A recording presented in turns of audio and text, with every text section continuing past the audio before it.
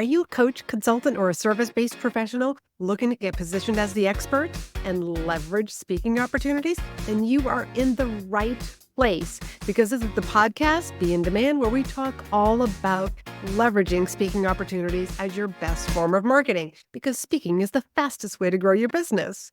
Today, we are going to be talking about calls to action, CTAs, as you might refer to them, and that is a big topic.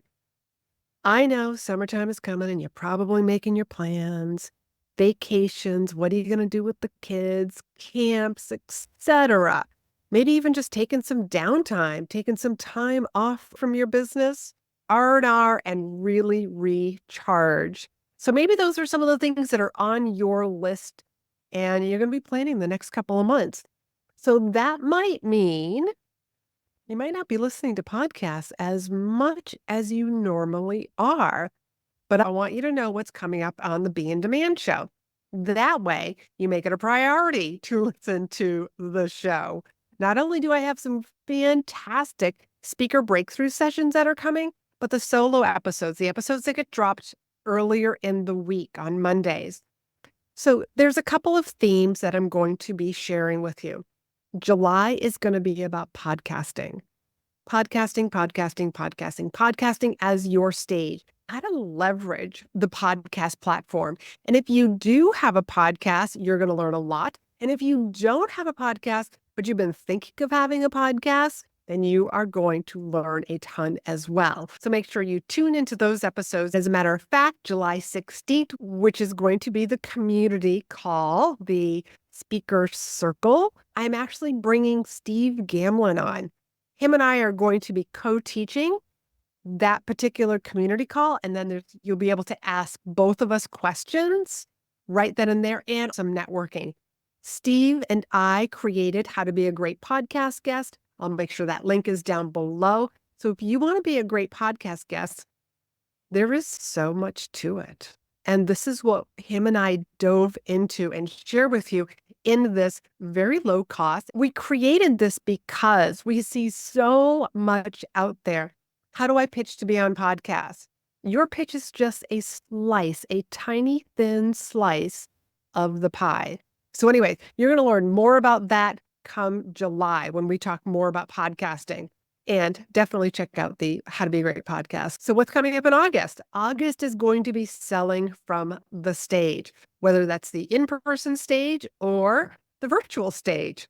But I'm going to be diving into the brain science that you need to understand. You know, what happens when a meeting planner or a conference organizer says you can't self-promote? So how do you promote your business without sounding like an infomercial? Because that's why they're asking you not to promote. It's because they've had other speakers who sound like an infomercial. So that's what's coming up in August. So let's dive into calls to action. What is a CTA? It is like the next step that you are asking your audience to take. That's what a call to action is. It's that next step for you to build a relationship with your audience. But for the audience, it's the next step after listening to your presentation. After sitting through your presentation and hearing all of the tips and advice, you can't possibly share everything that you know in the 30 to 55-minute presentation that you were giving.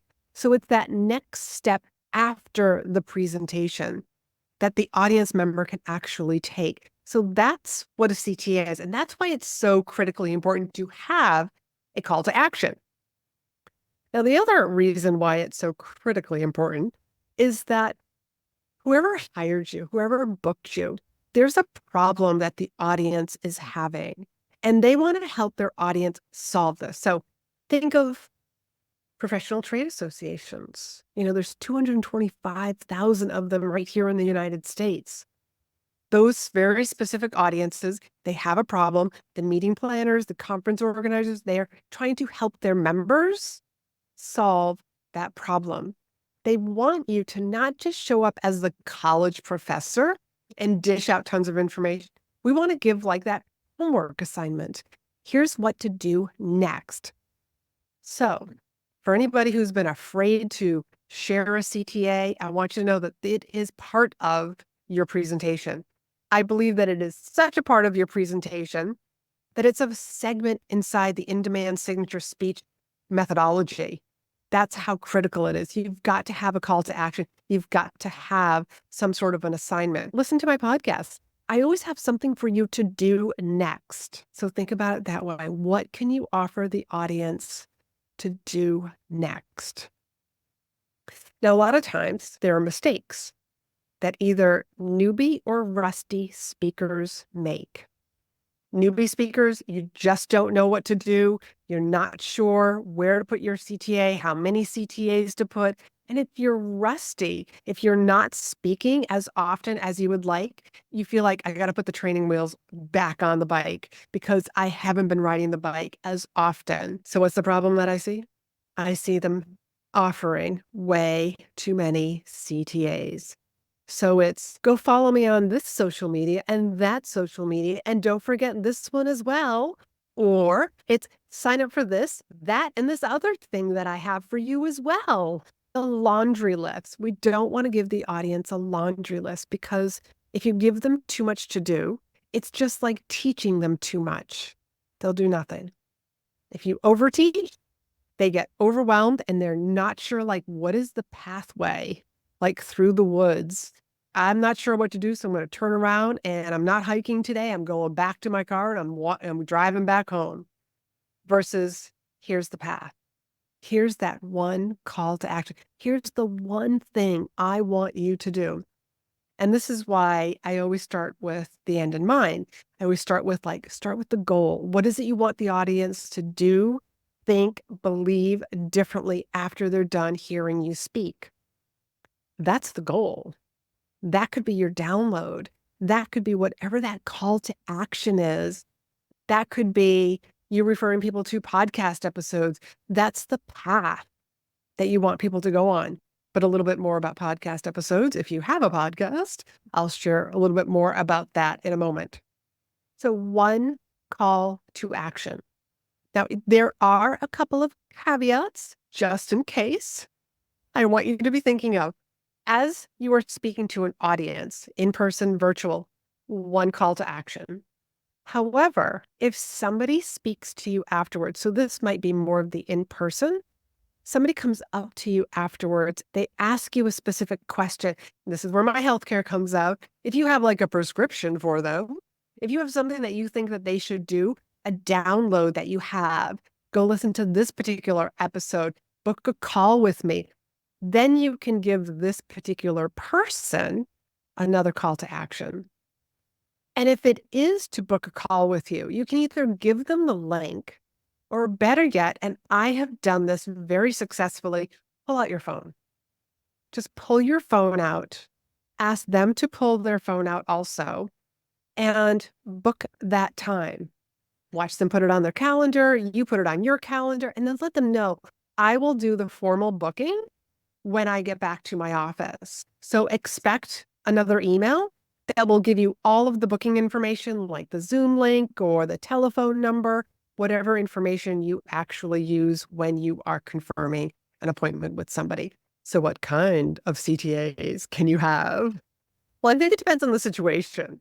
One, you do need your goal, like I already spoke about earlier, but there may be times where a meeting planner asks you or tells you you can't self-promote. And don't get mad at them. Get mad at the person who spoke at their organization and sounded like an infomercial. All they're trying to do is prevent having an infomercial, prevent their audience, their members sitting through an infomercial where they feel like they're being sold to and have to buy a certain XYZ. Because then the members actually complain to the membership director or maybe to the president. So to make it so much easier, they'll just say no self-promotion. But there is a way for you to promote yourself. So my solution to this is to make it something free, something that's super easy. I mean, for the audience to sign up for a PDF or some sort of a download or to listen to an audio file that you have in exchange for giving you their email address.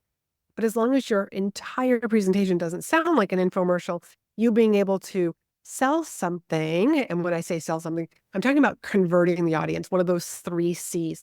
We want to convert the audience into getting on our email list. Now we're taking them from this audience, this professional trade group, this conference, and we are bringing them into our world, onto our email list, and sharing whatever that next step is with them, that call to action.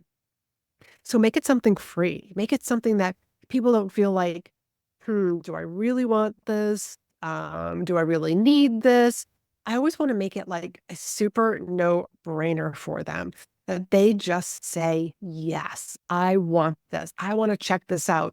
Again, we are inviting them. We are opening the door to our world, opening the door to our house.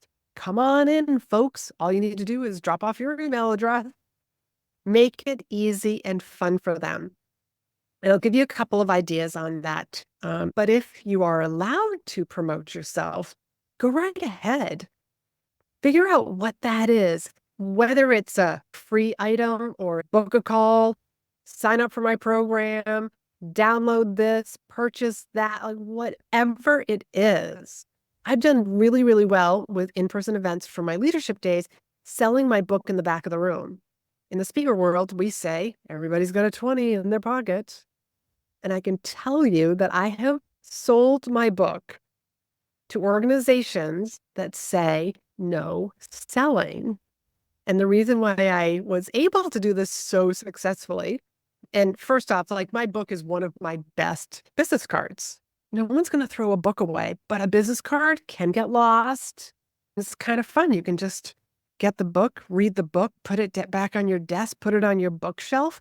And it's there as a reference when somebody's like, what was the name of that speaker's? Oh God, I can't remember her name, but I bought her book.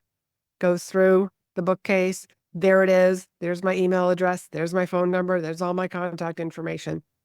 For me, it has worked really, really well. So how did I do this with an organization? I'm going to let them remain anonymous because they are an international organization. I had split the profits with them, because there's a very big passionate project that they have. And I would literally write a check for that organization right there at the end of my presentation. I'd be like, you know what? I sold 20 books. So they got half the profit from those 20 books. I just split it with them. It was great. And they loved it. So that's a win-win for me and for the organization, for everybody involved. And my contact information is in a book that is on somebody's bookshelf. So in short, if you're allowed to promote, go right ahead, promote it. Just make sure, this is my advice for everybody, is always be outstanding on the stage. That is your number one priority, is to be outstanding on the stage. And that's why I have the in-demand signature speech methodology. Back to using your podcast, if you have a podcast. And don't worry, I have some ideas if you don't have a podcast, so don't tune out. So if you do have a podcast, make some specific episodes that are specifically going to be the call to action for specific presentations. What that means is you can't always dive into and teach everybody everything, but maybe on your own podcast, you can dive into a topic deeper. So in your presentation, a call to action, and this is sort of like a semi-call to action, because during your presentation, you might be sharing a particular tip. And hey, if you want to learn more, or if this is a problem that you're experiencing in your life or business, go listen to episode number and let them know what that is. And you will see people either writing that down or pulling out their phones, finding your podcast and downloading the episode right then and there. That's a nice little easy call to action. I'm saying a little mini call to action because that's okay. Because if you have a download that you want to share with people to get on your email list, bring them into your world, into your home, that's a different call to action. That's like your main call to action. So one main call to action. But if it's something like a podcast, go listen to this podcast episode to learn a little bit more about this particular topic. That's completely fine. that almost doesn't count as a call to action. Now, let's say you don't have your own podcast, but you're thinking about having a podcast. Don't forget, we're going to be talking more about this in July. If you don't have a podcast, has there been a podcast that you've been on where you did dive deep into a particular topic? If no, how about you pitch yourself to be on an appropriate podcast and dive deep into this particular solution, this particular topic? That way, until you have your own podcast, hint, hint, hint, you can be sharing this episode from the stage. Now, one other way to use podcast episodes as your call to action is you could have a playlist. Like, hey, go listen to this episode on that talks about this particular topic, this episode that talks about this. That way, people are getting on your email list. They're getting this download. It happens to be all of these different episodes that you are recommending to them, whether it's your podcast or somebody else's podcast. So I hope that's clear. Now, it wouldn't be fair if I didn't tell you what I prefer to do and what I do myself. I like the free ones. In my leadership days, I was selling things in the back of the room. I had products, I had more workbooks. But nowadays, I like to just bring people into my world because, one, speaking is a little scary for a lot of people. So I'm bringing them into my world. So it's always like something that's free. I just want to get them on the path. I want to get them into my world so that they can learn from me, whether it's listen to specific podcast episodes or they're on my email list and I am sharing with them that I'm a reformed painfully shy girl, which most people find hard to believe. But because I'm a reformed painfully shy girl, I resonate so much with a lot of people. They're like, oh my God, so am I. It's so hard to believe that you once upon a time, you used to be really shy. It's like, yes. I mean, I even shared just the other day on a speaker breakthrough session with somebody about like my first live stream, why it's still up there and how I'm able to teach myself, because this is what I did. I've taught myself to create these videos, create these podcast episodes. It didn't come naturally. It's a learned skill. So a lot of times I am just offering something free so that people can take that next step and we build that relationship. We get a little closer. They get to know me a little bit better. I get to know them a little bit better. Because in my email sequence, I start asking people questions and I'm the one who responds. So call to action is so critical. So just to summarize, it's one call to action, not a bunch of call to actions. It is, don't follow me on all these different social platforms. Just make it easy for people. One call to action. What is the one thing that you want the audience to do? And those mini CTAs that I said don't count are go listen to this podcast episode. You want to dive more into this? Go listen here. It's almost like that's like a little afterthought. And they're still coming into your world by listening to your podcast, but they're not on your email list. And that's what we're trying to get people to do. So to build that relationship with people, get them onto your email list. So figure out what that thing is. What is the one call to action? Okay, so I hope that you found this helpful and you've got some ideas on what you're going to do as a call to action for your audience. And you're very excited, I know you are, for July and August. July, where I'm going to be talking all about podcasting, and August, selling from the stage. So get excited for those. Enjoy your summer vacations. Make your plans accordingly, but make sure you hit follow so that Apple automatically download these. Until next time, be in demand. And if you're tired of hearing crickets when you are speaking, when you're done speaking and there's no bookings for sales calls on your calendar, then I want to encourage you to book a call with me. The link is down below and it's chatwithla.com. Get on a call with me and let's talk about your business, how we can leverage speaking opportunities because it's going to position you as the expert. And with over 7,500 speaking opportunities that are happening every single day, wouldn't you like to be speaking a little bit more often? Then book a call and I will share with you the programs that I have that will help you start leveraging speaking opportunities to grow your business because speaking is the fastest way to grow your business.